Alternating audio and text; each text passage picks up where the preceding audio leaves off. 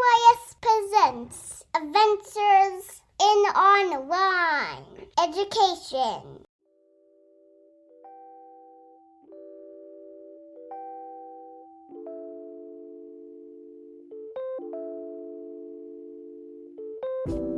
Hello, friends. You're listening to SYS Presents Adventures in Online Education. I'm your host, Natalie Conway. Thanks for being here. If you're new to the podcast, first off, welcome. I am so glad you're here. Now, you're going to want to head over to aoepodcast.org and enter your info at the bottom of the page to start receiving the AOE newsletter. It's a little piece of positivity for your inbox. Returning listeners, I appreciate you so much. If you like AOE, you're going to love our new daily podcast, This Day in Education. Learn about important people, events, and inventions that have shaped education in the U.S. You can subscribe wherever you get your podcasts or at thisdayined.org. Okay, back to today's awesomeness. I have the pleasure of speaking with Tom Schimmer, educator, author, speaker, and all-around assessment expert. His bestseller, Grading from the Inside Out, is the focus of our conversation today. We'll talk about assessment and grading, but in terms that may surprise you. So, are you ready? Let's learn something new. Tom Schimmer, thank you so much for being here today. I am so grateful for your time and your ideas today.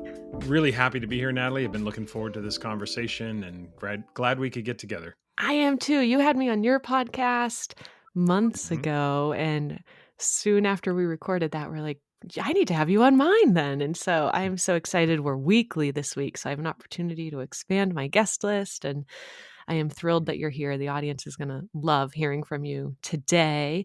For those who don't know you, who are listening today, what is it that you do in education? What are you up to these days? Well, I am an education author and speaker and consultant, starting my 31st year in education. Woohoo! I spent 20 years.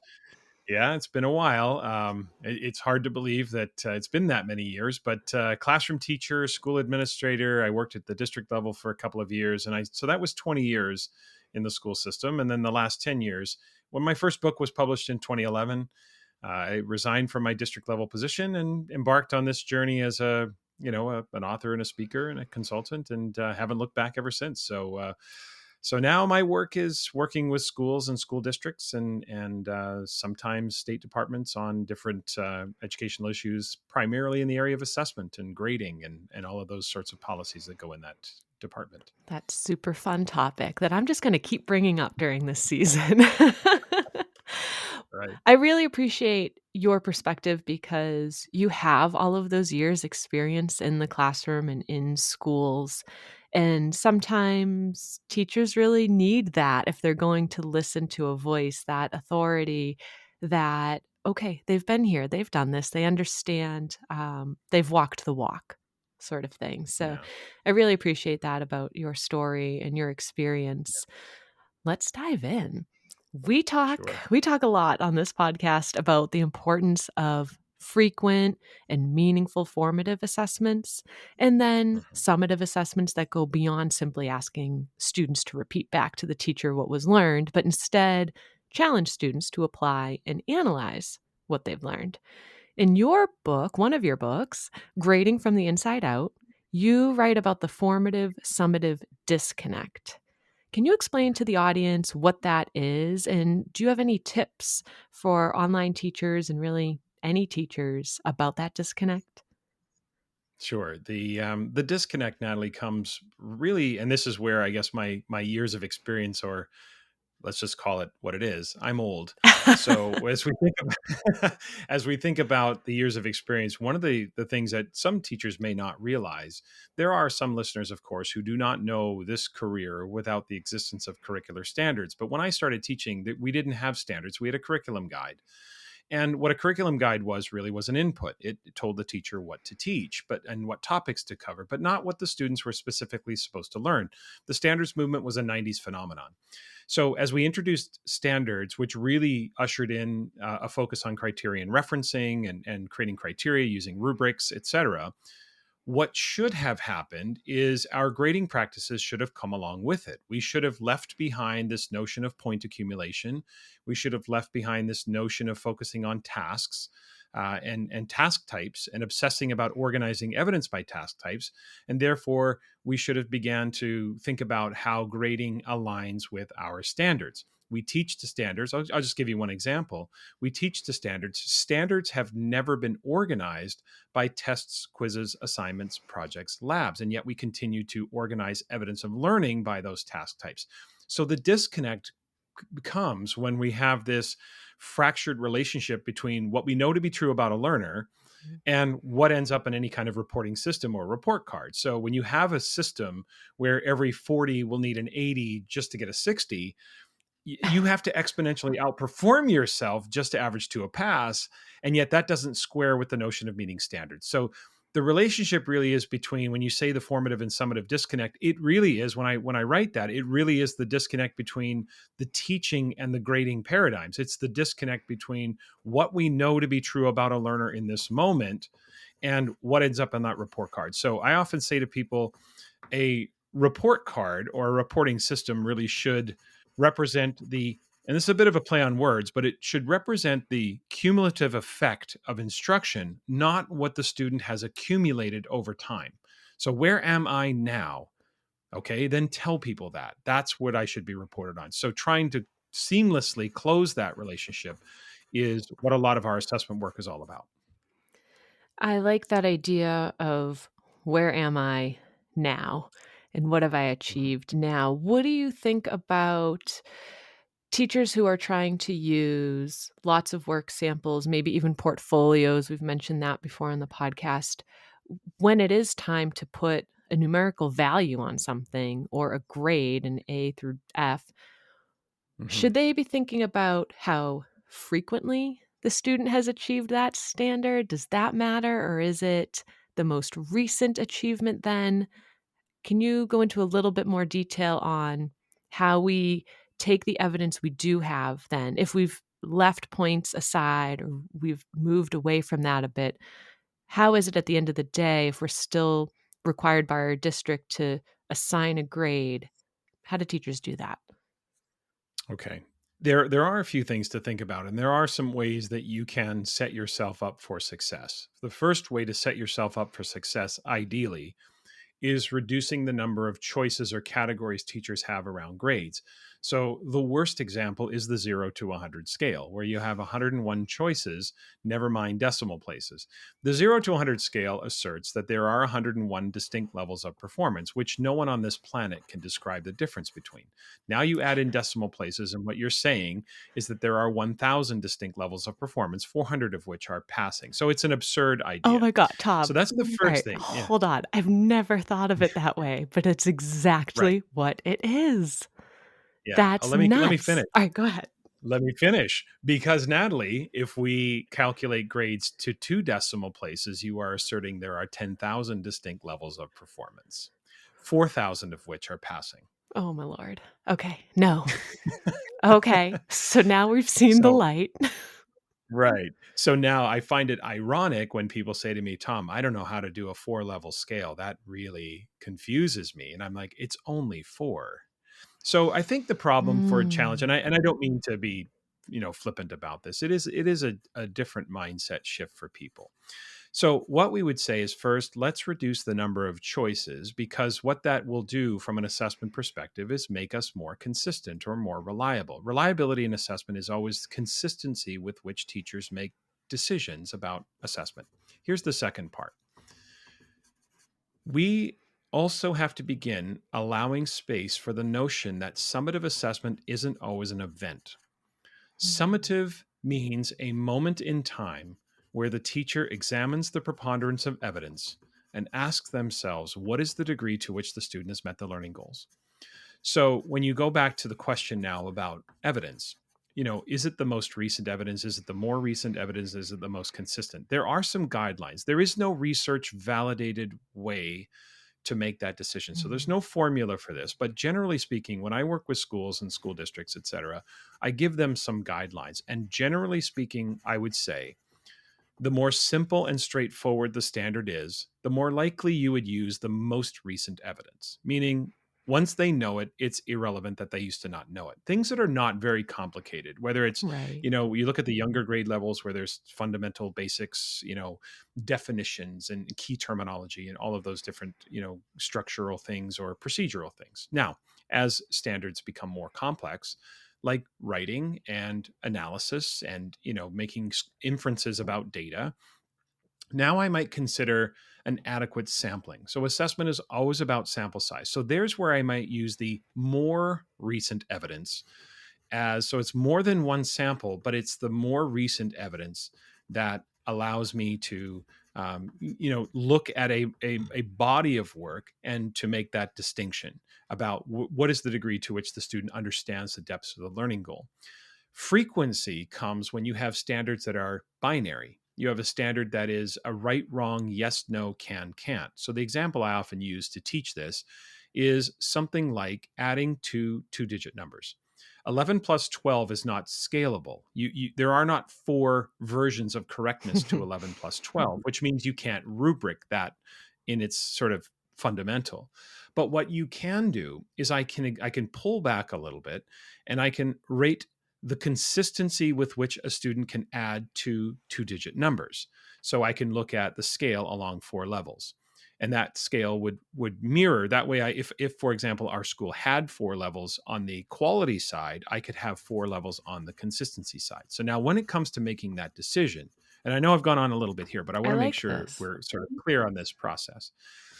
Once I go to make that decision, I'm going to ask the question about what is the degree to which the student has an understanding of the standards. And when I think of 4 levels, I often think of the spirit of those levels. What are the levels really getting at? So when you're at the top of the scale, you're a 4. That to me is a student who has, I'll use a number of words here to describe it. That's a student who has a thorough, sophisticated, authentic, deep understanding of the standards. Now, someone who's a 3, I would probably call them proficient. So 4, I might say they're exemplary. I don't like the word mastery because I think mastery takes years to develop. I think it's a little bit of an overreach. I don't love the term. It's just a personal choice. Proficient is that 3rd level. That's somebody who has a complete understanding. They have a competent understanding. It's all there. It's very good, but it's not deep, thorough, sophisticated, or authentic. Someone who's at that 2 level is partway there. They're developing. They've got some aspects of strength, but there are some areas that need strengthening. And so they're somewhere in that midst. And the 1 is that novice level. That's a beginner. That's somebody who is at the beginning stages. They have an understanding, but it's just minimal. And they're right there. It's akin to what students would have if they had a D. They have it's barely acceptable, but it is an acceptable level of performance. And so then I would add a 5th level, which would be insufficient evidence. I haven't seen enough evidence to make the judgment, or the evidence the student has presented has not. So has provided that they're not there yet. So that's how I would look at those 4 levels. Is do they have a sophisticated, competent, developing, or novice level understanding? Now, on the other side, when we talk frequency, we're talking about consistently being the 4. And then going from 4 to 1, I would say consistently, usually, sometimes, rarely, right? So consistently means they almost always add two-digit numbers or something like that. Often, or that idea of consistently or usually, that idea is that more often than not, they can do it. Sometimes is the opposite of that. Mm-hmm. And then rarely means they consistently make errors. So now you have levels being the same, 4 levels, and you make a decision based on what you've seen. So I think sometimes what happens is we get so fixated on summative, the event, that we forget about summative, the moment where I make a decision as a teacher about, based on the preponderance of evidence, what have I seen from this student and where are they in the learning? And we're only asking you to make one of 4 choices. That is really logical. And I like the idea of pairing reliability and consistency together, and that summative doesn't have to be an event, because sometimes, myself included, we get wrapped up in that a bit. Like, the summative evaluation is going to be the podcast that they create or the news article that they write, and it doesn't have to be that. There does not have to be some really cool super product that they make at the end of Right. this. I have a lot of standards to cover. I have a lot of standards to assess. So I can look Yeah. at the preponderance of evidence and make a Yeah. decision this way instead.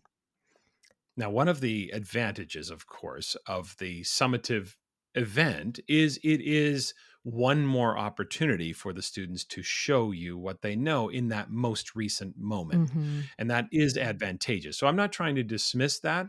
I'm just trying to suggest to teachers that maybe we expand our understanding of what summative assessment means. It doesn't always have to be that epic event at the end of a unit. Yeah, and that's especially important for online educators because it is too easy for us to gather a lot of data on our students. Whatever your LMS is, whatever your platform you're using, you get so much data. You can collect so many work samples. You can observe students in live class. You can see what they're working on asynchronously. So we have a lot of evidence to pull from. We don't always have to have that big summative event. That is really cool. In show notes, we'll have a resource for teachers to help them make these decisions about assessing and making that event the time when they are making a decision based on the preponderance of evidence and using their knowledge of reliability and consistency and those four points instead of the 10,000 points that you noted before. We're going to take a quick break. When we come back, we're going to get more into standards. So stay tuned. What's the one thing all online schools and programs struggle with? Student engagement and the ability to truly personalize interventions. How do we solve those problems? With the use of Admin Dash, a brand new Canvas LTI tool from SYS Education. Admin Dash allows online teachers to see a risk assessment score that proactively identifies students who may need more specialized attention or intervention, and offers a communication log that provides an outlet for complete transparency among teachers, admin, students, and families. At just 99 cents per student per year, and with no minimum price and no fees, you can't afford to not use Admin Dash. For more information about Admin Dash, contact sales at syseducation.org and start connecting proactively with your online learners.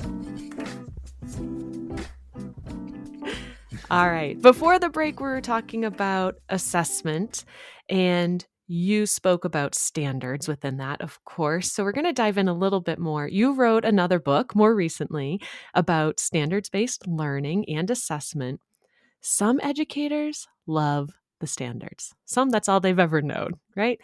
They see them as Right. a clear guide as to what we're supposed to teach. Other educators see them as too rigid or they feel a bit confined by them. Why, in your opinion, should teachers, and really anyone who assigns a grade to a student's work, focus on standards or have that standards-based mindset? What happens if they don't? Well, the standards really are the center of the experience for our learners, and they really do articulate the learning goals. And, I don't know what individuals might do to end up at a place where they feel the standards are too rigid, but we really, when I read standards, we have to really be able to separate the notion of standards and standardization. Having standards does not mean there's standardized education, nor does it mean students have to demonstrate their learning. So the number one pushback I hear from people is that it stifles creativity and it doesn't allow the flexibility and demonstration. But that's because you're interpreting the standards and being too prescriptive about what students are supposed to do. The standards typically describe a level of sophistication or an understanding that the students are supposed to demonstrate. Our job as the teacher is to help our students reach those levels and be able to assess and make an inference. When I was talking earlier about those levels, what you're doing is you're making a scoring inference. You're inferring that that demonstration meets that level. And it's the same thing with some of our standards, where we infer that the student's demonstration matches that description on the rubric that we created.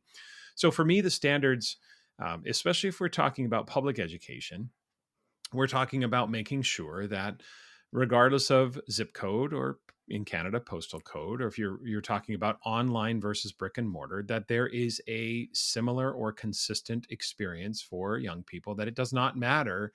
I think the best of what standards bring is fairly rigorous, sophisticated learning goals.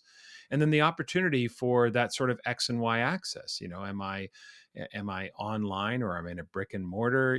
What's the evidence? How does it all sort of flow together, regardless of medium? I can demonstrate that learning, and I have a similar experience in terms of the depth of understanding. So I think sometimes what gets conflated is the existence of standards, and then this notion of standardized testing and the way that standards are implemented, and they are not the same thing. And once we learn to separate those two, then I think we feel more free in the creativity behind our lesson planning and the creativity behind how students demonstrate their learning.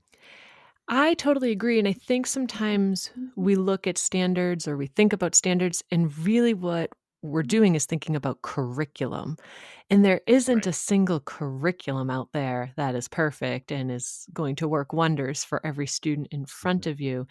It's the standards that we need to focus on. And that can be a really big shift for schools, for teachers, for whole districts, that we're not beholden to the curriculum.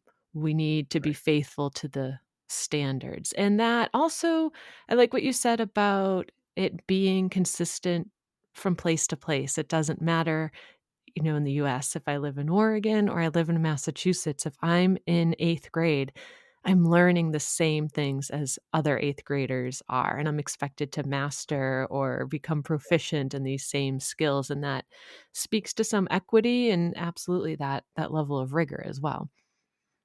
Not sure we've ever quite reached the seamlessness there, but that has to be the desirable goal of a public education system, where and even within a state where education is primarily state run and standards are typically state adopted. Yes. You want students in Central Oregon to have the same experience they have in Portland as the same experience they have in Salem. The experiences around the state need to be as consistent as possible. That is the promise of public education. And I don't know that we've ever reached that place where your zip code or your socioeconomic status is not an influence on education, but it just doesn't mean it shouldn't be the desirable, and it shouldn't be the goal that we focus on. So for me, standards represent lofty, rigorous goals that are important for students to meet. And when I read standards, so whether they be the Common Core state standards, or whether they be local standards that are adopted by states or created by states, or even local curriculum and standards that are adopted by local school districts because they are locally developed courses, most of the time those standards are quite sophisticated and quite rigorous. So I don't really understand the pushback. I suppose the only pushback could be that it's really hard to get students to reach those sophisticated levels of learning. And I'm Truth. not naive to the fact that the existence of standards doesn't mean the teaching to standards, right? So teachers would have to work really hard, Natalie, not to cover their standards by topic. The key is, am I covering the standard to the appropriate cognitive complexity? Am I actually having the students reach that level of sophistication? Or am I inadvertently, maybe intentionally, but most of the time inadvertently falling short of that level of sophistication? That's where the real question comes in. Most teachers are covering their standards by topic. They are, absolutely. And it really Yeah. resonated with me that you said standards aren't standardization. It really isn't the same thing. And you do have room for creativity. There are so many ways to get students to the point of demonstrating proficiency with those standards. And that is up to you. And that is up to what works for you and your community and your classroom, and all of that. And it's something that I really like about SYS education, honestly, is that we take those standards and we show teachers that it doesn't have to be standardized, that what you do can be different than what someone else is doing, and that's okay. You're all reaching the same endpoint. You all have that same goal in mind, and how you get there can be really different, and that's okay. And it probably should be really different because you have different Right. students in front of Right. you. I love all I've this. Yeah, I've really come to have tremendous respect for online educators who I think have had, by and large, and there's always exceptions to every rule, but by and large have had a very expansive view of what counts as evidence. And I think that what we found in the spring of 2020 with the onset of the pandemic is a lot of teachers in brick and mortar schools were faced with the question, what is quality evidence and how do I ensure that students are not copying each other, and how do I ensure that they're invested in the learning. And I think a lot of online educators found that transition, of course, was seamless because they were already working online. But that expansive view of what counts as quality evidence is something that most online educators already understand. And that's something I work with teachers who work in traditional schools and brick and mortar schools, trying to help them understand that just because the standard exists doesn't mean the student's demonstration have to be standardized. And being able to expand that view of what quality evidence looks like is a big part of many teachers' learning that I think online educators already understand. They really do. They really do. I Yeah, totally agree. This leads really well for into my sure. last question for you. Can we talk a little bit about homework and accountability? Sure. I'm just hitting all the trigger points today, I feel Of like. course. Of course. All good. I All hope I good. hope everyone's deep breathing through this episode. So homework and accountability, they are two different things, to be sure. They Yeah. connect in our grade books often, though, and we assess both. So sometimes we make the mistake of assessing behavior instead of Yeah. skills, or Mhm. assigning a value for skills that really reflects the student's behavior. What's Right. your advice to educators who want to genuinely assess what students know, but Mhm. also don't want to give their students the impression that missing deadlines repeatedly is okay, or that Yeah. accountability to a team or group isn't important? How do we strike that balance? Well, there's two things I'll begin with that I think are important to remember when it comes to handling all of these types of situations. But you're right, specifically when it comes to homework. There's a couple of ways I would talk about this. The first is these two assertions that we have to reconcile. The first one is I want to say, other than exceptions to the rule, it is not okay that students miss deadlines. It's not like we're not, what no one is saying is that it's fine that you miss a deadline. But here's the rub: it's equally not okay for you to distort their achievement levels as a result of the lateness. And that's the rub. So, what happens traditionally in a grade book when a student hasn't completed their assignments or is missing an assignment or anything, the lack of completion or that behavioral misstep is handed through the reduction in a score. And you can philosophically justify that how you want to, but what you cannot argue with is the fact that when you combine an achievement and a non achievement factor, you are distorting their achievement levels. So you can no longer claim that your grade is accurate as it relates to achievement or it relates to learning. So that's the first one. So this leads to the second one that I would want, many of your, if not all of your listeners to remember this mantra. It's quality over completion. What we emphasize when we grade is the quality or the degree to which the student has met the learning goals. Separate to that is the importance of completion. Have they completed the assignment? So it's not that deadlines don't matter. It's not that completing assignments doesn't matter. They're different. How much I know and when I handed it to you are two separate constructs. They both matter, but they're different. And mixing those two is undoubtedly going to distort a student's achievement level.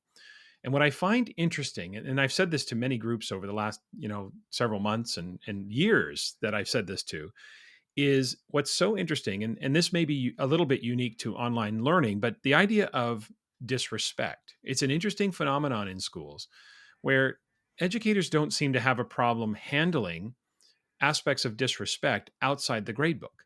So they disprove this theory that you need to reduce scores in a gradebook to handle a behavioral misstep. Because when it comes to something like disrespect, most teachers do a really effective job of redirecting students and teaching them how to be more respectful. And when students are disrespectful, we never think to dock them. We never think to lower their score. And so, for some reason, when the behavioral misstep is disrespect, we seem to be able to handle that away from the grade book. But as soon as the behavioral misstep is irresponsibility, for some reason, it eludes us how we would do that without the grade book. And so we disprove the theory that we need to leverage or coerce behavioral compliance through grades. And really, what we need to do is think about those things separately. So if I am consistently late with assignments, or I'm missing assignments, or I'm irresponsible in advance of deadlines, then the only answer to that is to teach me how to be more organized in advance of a deadline. It's instructional, right? It Punishing always the is. always a consequencing or punishing the absence of a skill hoping it will produce the skill is absurd. It's illogical. We don't teach anything that way. So, for example, if a student struggled to write a paragraph, I wouldn't think the pathway to proficiency was consequences. I'm going to punish this child until they figure out how to write a paragraph. That sounds crazy. Like you would never do that. A student can't balance a chemical equation. I know. I'm going to apply a series of aversive consequences until they figure out how to balance a chemical equation. That, again, sounds silly. And yet, as soon as it's behavioral, we seem to want to default to this idea of docking them. So, quality over completion, and just remind yourself that mixing achievement and non-achievement factors is a fast track to distorting achievement levels. This makes so much sense. It also makes me think of Ross Green's work around collaborative problem solving. Are you familiar with him? I am a little bit, yeah, for sure. It just, his work, for those who aren't familiar, talks about collaboratively solving problems with students. So usually around behavior, but it could be around executive functioning skills too, which to us as adults sometimes looks as irresponsibility. So I really love your take on that we wouldn't punish a student for not being able to complete an academic skill. So if they struggle to turn things in on time or be well organized with their assignments, then that's a lagging skill they have that we need to bolster and support, and talk directly to the student about that, and see what's happening on their end, and then how we can facilitate a solution with them. So that just rings so true to me that, taking 5 points or 10 points off for something being late, that's just going to distort their achievement.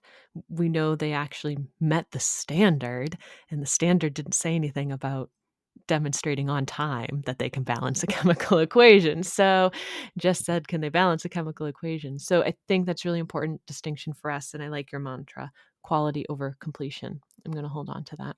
Yeah, I could talk about this all day. It is just, again, the importance of making sure that I always say to people, if you are concerned about accurately reporting achievement, then you have to adhere to some of these principles. If you're not, then you can do what you want in your grade book. But honestly, I think if we can learn to separate those things and handle them in ways that are helpful and supportive to students, in the end, our students are going to be more equipped for life after they leave us. Yeah, and it's sort of separating your emotion too from your rational grading of the student. So you might be annoyed that they keep turning these things in late, but that can't be, you're being annoyed can't be reflected in their grade. You have to think of how you can solve that and how you can resolve it, that kind of thing. I think that's part of it too. Sometimes we're human. We have emotions and we have reactions to things. We might be frustrated, or we might feel like we don't have the skills to figure out how to help the child with that. So I'd encourage teachers too to just reach out to a peer, reach out to someone else on staff too. Hey, I've got these students, this group of kids who don't do X. How can I reach them? What should I be doing differently? Because someone's going to have an idea that maybe you haven't thought of too. And it keeps us honest. I think that's important. Yeah. All right, Tom. Final question. Final question.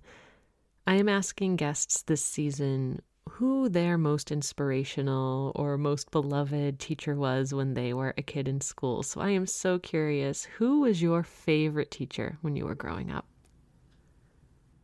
Well, I actually have two favorite teachers. I mean, I had great teachers all through school, but I would say that I think first of Mr. Haig, who I had in fourth grade, and really the impact there was the first time I'd ever had a male teacher. My kindergarten teacher was female, first grade, second grade, third grade, all female. And it was just, for a fourth grade boy, it was kind of cool to have a male teacher. Someone for the first time in my student career was kind of a role model. But my absolute favorite teacher was Phil Langley, who was my basketball coach and our high school counselor. I did take one class with him. He taught 11th grade law. I did take that class, but really it was because he was my basketball coach. And I talked about him on my podcast, talked about how we as players used to call him Father Phil, because he really was very inspirational to us. He was like a father figure to us. We really, were inspired by him. And he certainly was a great coach and helped us reach, new levels athletically. And we, of course, spent a lot of time with him as players on his basketball team, traveling, road trips, tournaments, things like that. But for me, it was just his demeanor. It was his mannerism. It was the way he went about the work with us as students, but also primarily as athletes. And, he wasn't one of those coaches that ranted and raved. I mean, he could get, heated and salty at times as well, but he really was a coach that was, cerebral. He really coached us thoughtfully. He inspired us to be at our best, and we actually had some really good success as a basketball team. So, for me, sort of Phil Langley is the top of the list, my basketball coach, and he is primarily the reason I got into education, was because I wanted to be for students what Phil was for me as a student, as an athlete. I wanted to get into coaching.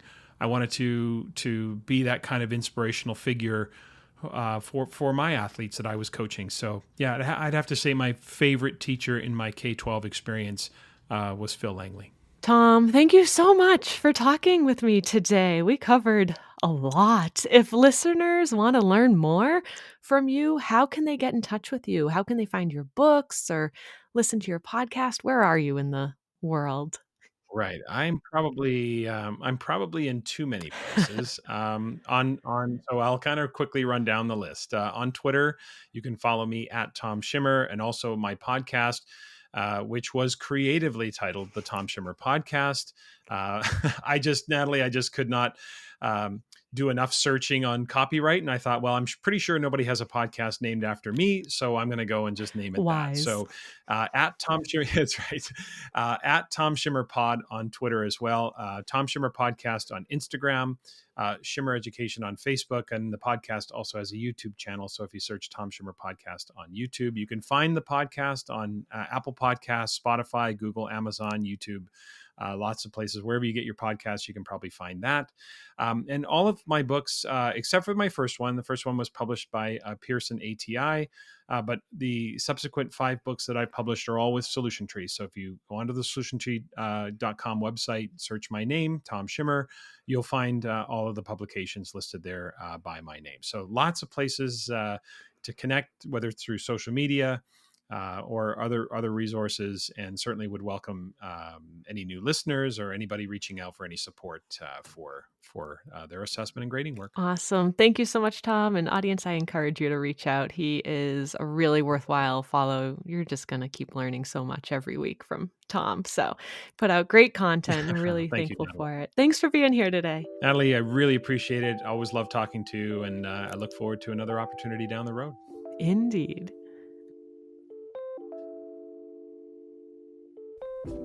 Thanks for listening to this episode of SYS Presents Adventures in Online Education. Special thanks to my always thoughtful guest, Tom Schimmer. Today we learned the importance of assessing based on standards, not tasks. We challenged our knowledge of how things are and how they could be in our classrooms. Next week, I'll talk with powerhouse Ken Williams about using labels when we speak about kids in schools and what makes an effective online leader. This is going to be transformative. If you liked what you heard today, please hit subscribe and give us a rating. On Twitter, you can follow me, Natalie Conway, at AOE Natalie, and the show at SYS Presents. If you're interested in finding out more about SYS Education, head on over to syseducation.org.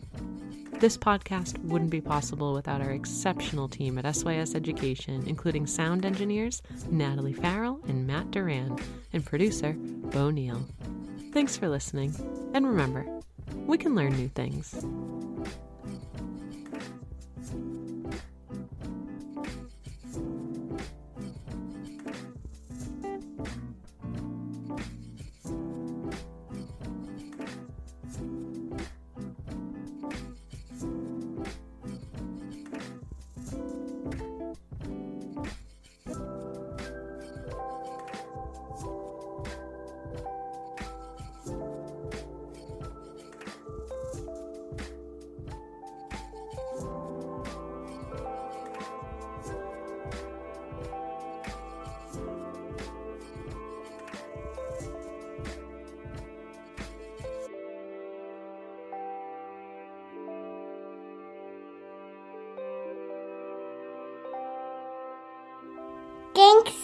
listening.